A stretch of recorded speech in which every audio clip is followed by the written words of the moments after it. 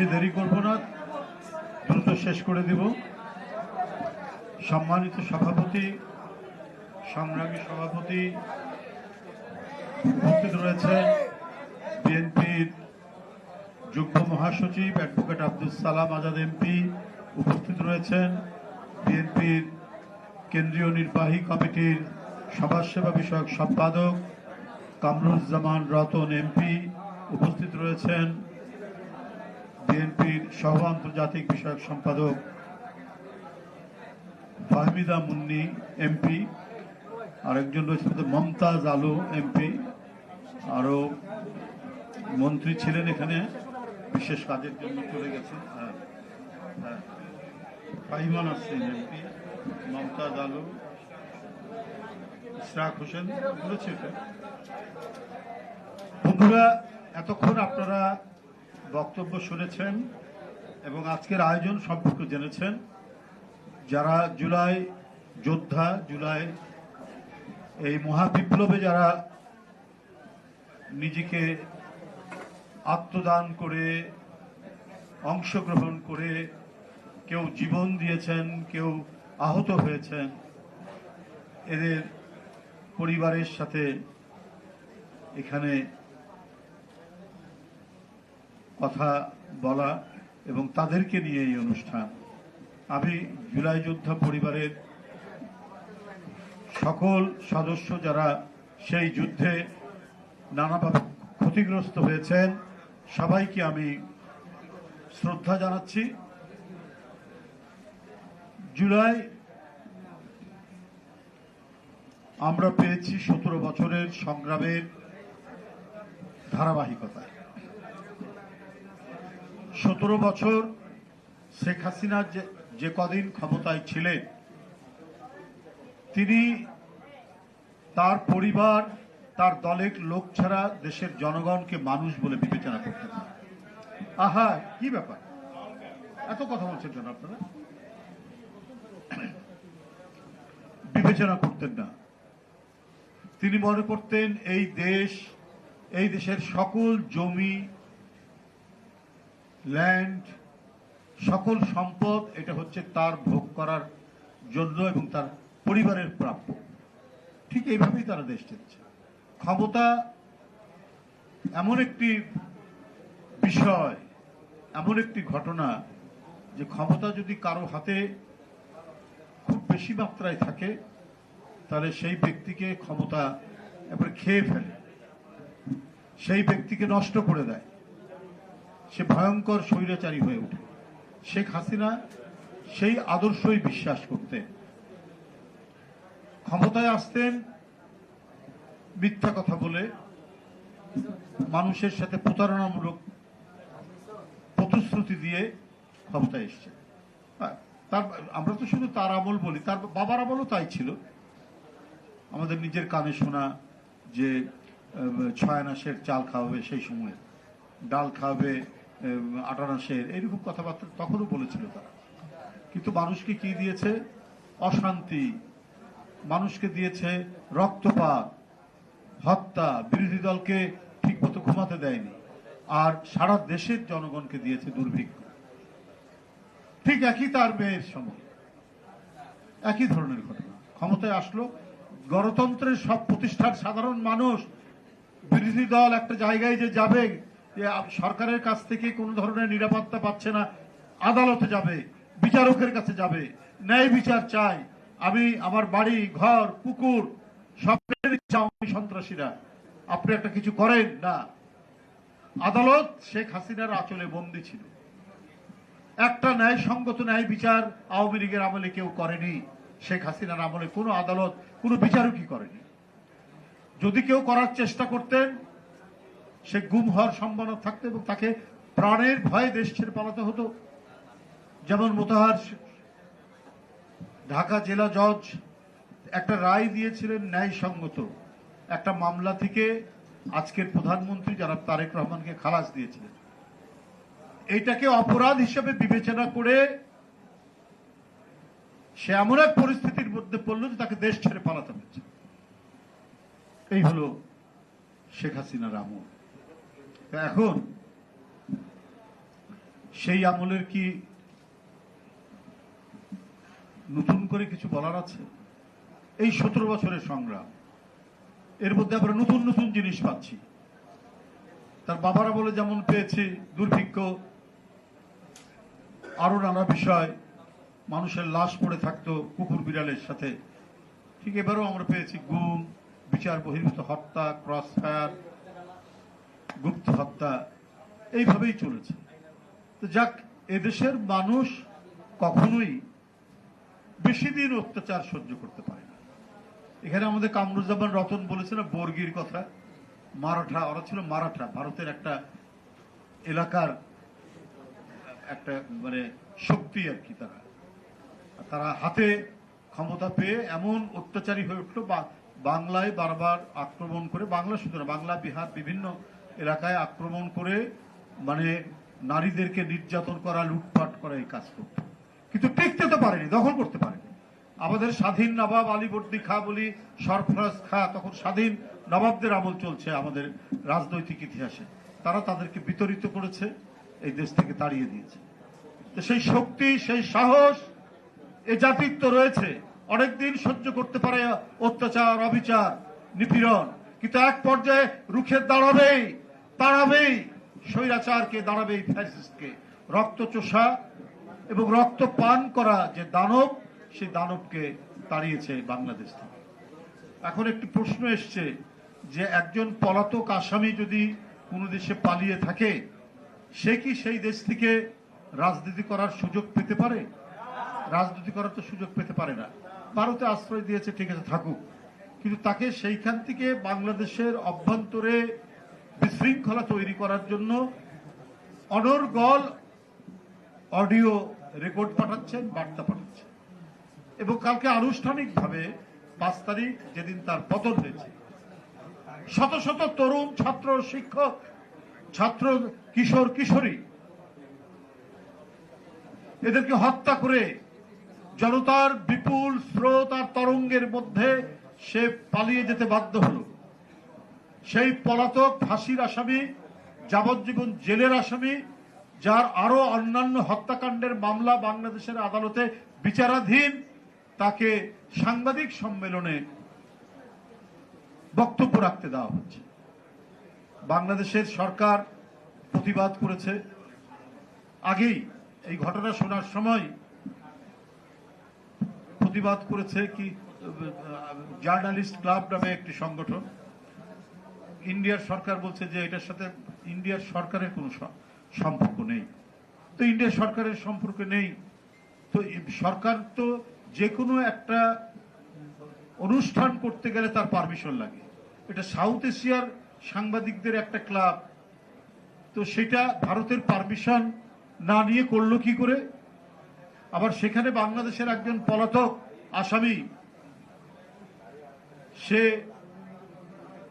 সেখানে অডিও কনফারেন্সে সেখানে যুক্ত থাকবেন কি করে তার ছেলে সহ, সজীব অজয় জয় সহ? যদি তাদের এখানে যদি গ্রিন সিগন্যাল না থাকে। এবং আনুষ্ঠানিকভাবে বাংলাদেশ সরকার, পররাষ্ট্র মন্ত্রণালয় সেখান থেকে এই ব্যাপারে আপত্তি দিয়েছে, প্রতিবাদ জানিয়েছে, কিন্তু তারা কথা শোনেনি। কথা না শুনে গতকালকে তাকে সেই সুযোগটা দেওয়া হয়েছে। কোন দিন? 5ই আগস্ট, যেদিন সে প্রত্যাবর্তন, যেদিন সে পালিয়ে গেছে, অসংখ্য কিশোর, তরুণ, শিশুকে হত্যা করে ওই রক্ত হাতে রক্ত নিয়ে সেই দেশ থেকে পালিয়েছে, ওই দিন দেওয়া হয়েছে। এটা খুবই উদ্দেশ্য প্রণোদিত, এটা প্রতীকী যে থোড়াই কেয়ার করি এই হত্যাকাণ্ড, এই শিশু কিশোর শিক্ষার্থীদের রক্ত নিয়েছে, তো কি হয়েছে? এবং তাকে সেই দেশটি, যারা নিজেদেরকে বৃহত্তর গণতান্ত্রিক দেশ বলে দাবি করে, তারা সেটি তাদেরকে প্রশ্রয় দিল। তাই এইটা কি আমাদের সার্বভৌমত্বকে অপমান করা হলো না? এটা আমাদের স্বাধীনতাকে অপমান করা হলো না? ভারতের নীতি নির্ধারকরা কি করে এই অনুমতি দিলেন? তারা তো ইচ্ছাকৃত ভাবেই এই অনুমতিটা দিলেন। তারা ইচ্ছাকৃত ভাবেই দিলেন যে অবজ্ঞা করার জন্য। বাংলাদেশের শিশু, কিশোর, সাধারণ জনগণ, রিক্সাওয়ালা, শ্রমিক, কে মারা যায়নি? 20-25 জন রিক্সাওয়ালা মারা গেছে এই আন্দোলনে। এদের কোনো দাম নাই। তারা তাদের যে প্রতিভু, তাদের যে এজেন্ট তারা তৈরি করেছিল। শেখ হাসিনা যখন ক্ষমতা ছিল মনে নাই যে তিনি বলেছে আমি যা দিয়েছি ভারতকে তারা চিরদিন মনে রাখবে। তো তাহলে নিশ্চয়ই এমন কিছু দিয়ে রেখেছে যেটা তারা মনে রেখেছে এবং তাকে সেই শেল্টার দিচ্ছে। এবং এই ধরনের একজন মানে অত্যাচারী এবং রক্ত পিপাসু খুনি একজন স্বৈর শাসককে, ফ্যাসিস্টকে তারা আশ্রয় দিয়ে এবং তাকে সেখান থেকে রাজনীতি করার সুযোগ দিচ্ছে। এটা তো একটা ভয়ঙ্কর, একজন অপরাধীকে প্রশ্রয় দেওয়া এবং সেই অপরাধীকে কাজে লাগানো, বাংলাদেশকে অস্থিতিশীল করা। বাংলাদেশে একটি নির্বাচিত সরকার প্রতিষ্ঠিত হয়েছে, যে অবাধ সুষ্ঠু নির্বাচনের জন্য 17 বছরের লড়াই, যে তত্ত্বাবধায়ক নিরপেক্ষ তত্ত্বাবধায়ক সরকার বাতিল করে দিল শেখ হাসিনা শুধু নিজের স্বার্থে। কারণ সে আমির নির্বাচন করবে, সে আমি এবং মামুদের নির্বাচন করবে, সে বিরোধী দলহীন নির্বাচন করবে এবং আজীবন ক্ষমতায় থাকবে, ময়ূরের সিংহাসন তার চাই। এবং এই চাওয়াটা প্রতিষ্ঠিত করার জন্য সকল প্রতিষ্ঠান ভেঙেছে, নির্বাচন কমিশন ভেঙে দিয়েছে, ভেঙে দিয়ে তার লোক দিয়েছে, আদালত তার লোক।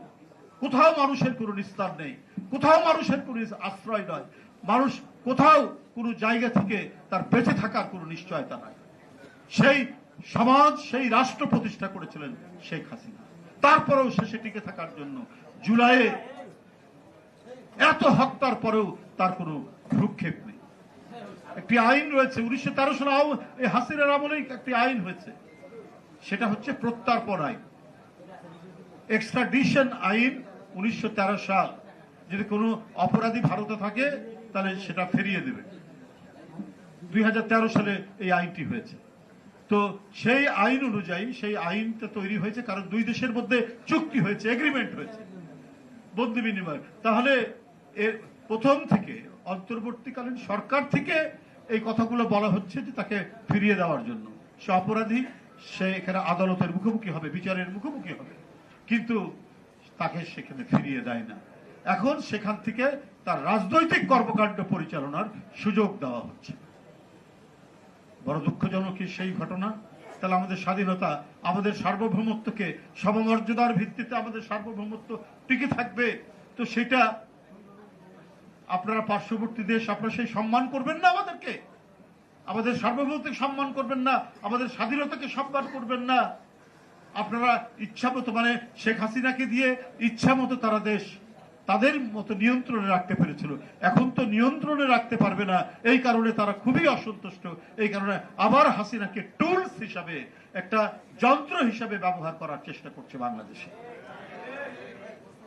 বন্ধুরা আমার, এই পরিস্থিতি অত্যন্ত বিয়োগান্তক পরিস্থিতি। যখন একটি সরকার এমন একটি পরিস্থিতির মধ্যে, যখন আমেরিকা ইরান যুদ্ধ হচ্ছে, হরমুজ প্রণালী দিয়ে আপনার জ্বালানি আসতে পারছে না, জ্বালানি তেলের জাহাজ আসতে পারছে না, গ্যাসের জাহাজ আসতে পারছে না, চারিদিকে মারাত্মক সংকট, এইটা মোকাবেলা করার তিনি চেষ্টা করছেন।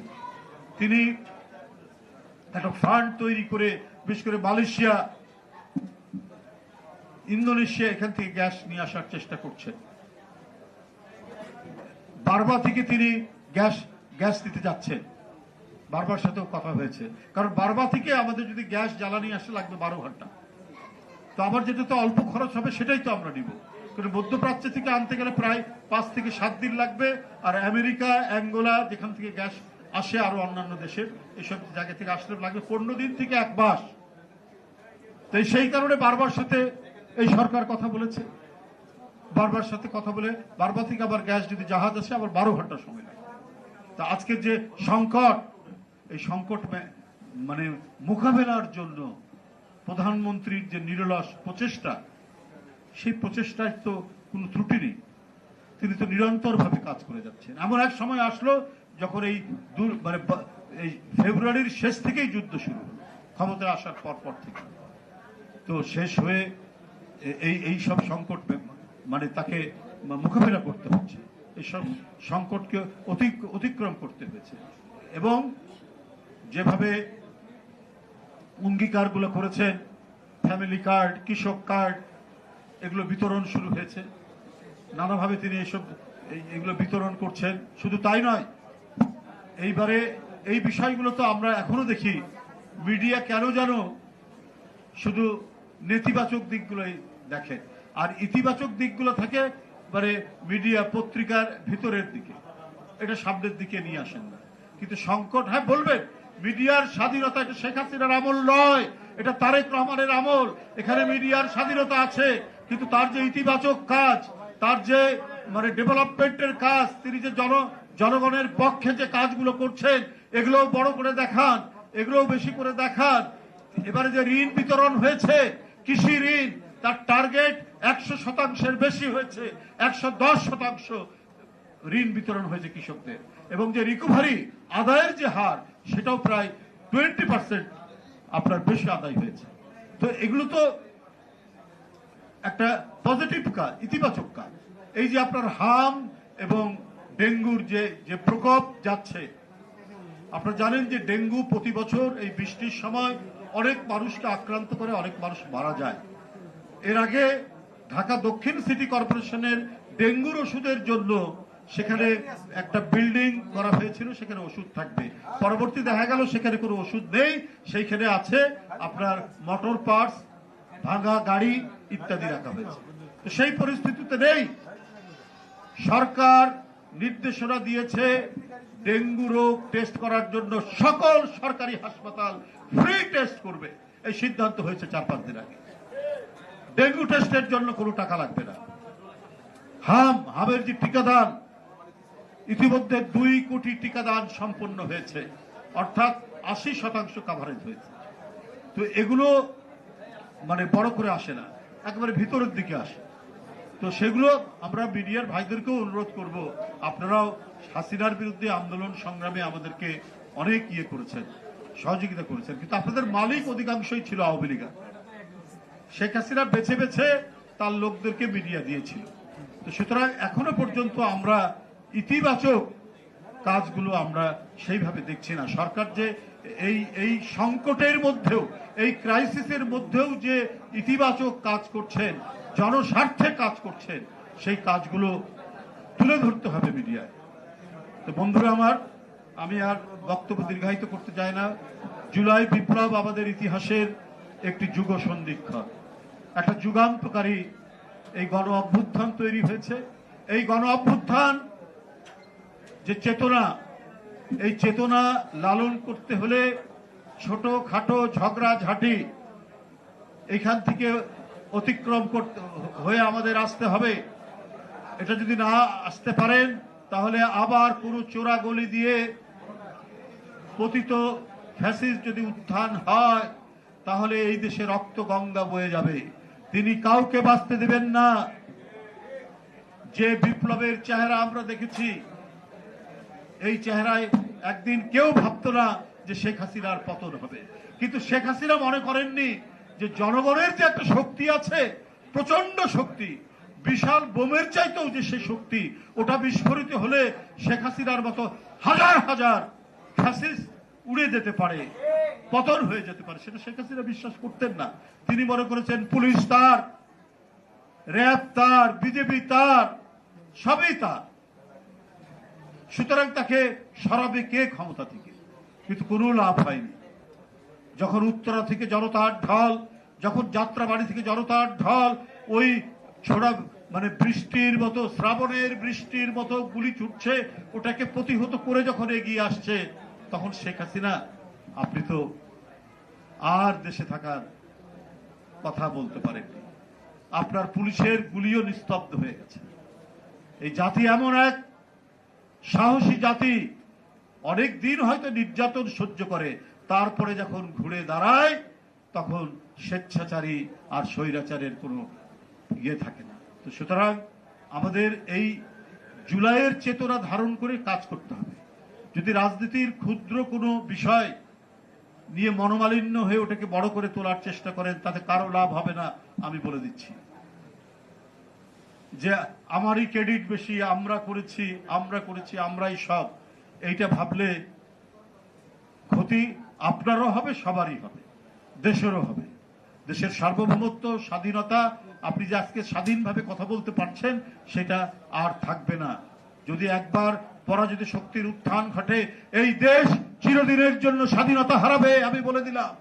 এই দেশ চিরদিনের জন্য সার্বভৌমত্ব হারাবে। অতএব সবাই সতর্ক থেকে কাজ করুন, তাহলে আমরা আমাদের গণতন্ত্রকেও শক্তিশালী রাখতে পারবো। এটা আরো আমাদের রাষ্ট্রীয় বিকাশ হবে। গণতন্ত্র মানে শুধু নির্বাচন না, গণতন্ত্র মানে আমি সত্য কথা বলার যে আমার স্বাধীনতা, সেই স্বাধীনতা নিশ্চিত করা। আবার গণতন্ত্র মানে অপপ্রচার না, অসত্য কথা বলা না, চরিত্র করা না, কলঙ্ক লেপন করা না। যা ঘটছে, সরকারের বিরোধিতা করতে পারেন, সরকারের নানা নীতির সমালোচনা করতে পারেন, কিন্তু সেটা নিশ্চয়ই হতে হবে গঠনমূলক, সেটা নিশ্চয়ই হতে হবে আমাদেরকে অত্যন্ত মানে সুরুচি সম্পন্নভাবে। যে জুলাই মানে আমরা তো যে স্পিরিট, জুলাই সনদের যে স্পিরিট, সেই জুলাই সনদের স্পিরিট এবং এই জুলাইয়ের যে গণ অভ্যুত্থানের আকাঙ্ক্ষা, দুটাকে ধারণ করে আমাদের তো নিশ্চয়ই সেটা কাজ করতে হবে। কিন্তু আমরা বলে দিয়েছি, করে দিয়েছি, এটাই মানতে হবে, তাহলে এটা তো হয়ে যাবে আরেক ধরনের ফ্যাসিজম। আজকে বিরোধী দল যেভাবে কথা বলছে, না এটাই করতে হবে, তা আসেন, এখানে তো নোট অফ ডিসেন্ট আছে বিএনপি, তো নোট অফ ডিসেন্ট যেগুলো আছে সেগুলো নিয়ে কথা বলি, কথা বলে যেগুলো সংবিধানে সংশোধন করা যায় সেগুলো সংশোধিত হবে, সংশোধন করা যাবে। সেটা তো বিএনপি অস্বীকার করছে না। বিএনপি ইতিমধ্যে পার্লামেন্টে একটা কমিটিও করেছে, বিরোধী দলকে আমন্ত্রণ জানানো হচ্ছে, আসুন কথা বলুন কোন কোন বিষয়ে আরো একমত হতে হবে, সবাইকে সে ডাকা হচ্ছে। কিন্তু আপনারা কথা বলবেন না, অভিমান করে থাকবেন, বা অথবা নিজের মতো করে গো ধরে থাকবেন, এইটা আপনার গণতন্ত্রের সুস্থ এবং স্বাভাবিক বিকাশের অন্তরায় হবে। এবং পরাজিত শক্তি তো ঘাপটি মেরে আছে, ওদের অনেক টাকা আছে, ওরা বহু ব্যাংক লুট করেছে, ওরা বহু মানে বড় বড় মেগা প্রজেক্ট থেকে তারা টাকা মেরেছে, ওই টাকাগুলোও তাদের আছে, ওগুলো খরচ করবে দেশের অভ্যন্তরে সন্ত্রাস তৈরি করা, দেশের অরাজকতা তৈরি করা, নৈরাজ্য তৈরি করে দেশকে অস্থিতিশীল করার একটা প্রচেষ্টা তারা নেবে। তো সুতরাং কোন ধরনের নেতিবাচক কোন প্রচেষ্টা পতিত স্বৈরাচারের দিক থেকে সফল না হতে পারে। এই কারণে যারা গণতন্ত্রে অংশগ্রহণ করেছিলেন, গণতান্ত্রিক আন্দোলনে, তারা সবকিছু বুঝে শুনে একটি জায়গায় মিনিমাম একটা আন্ডারস্ট্যান্ডিং এর মধ্যে থাকতে হবে, তা না হলে কারো জন্য সুখবর আসবে না। আপনাদের সকলকে ধন্যবাদ। খোদা হাফেজ।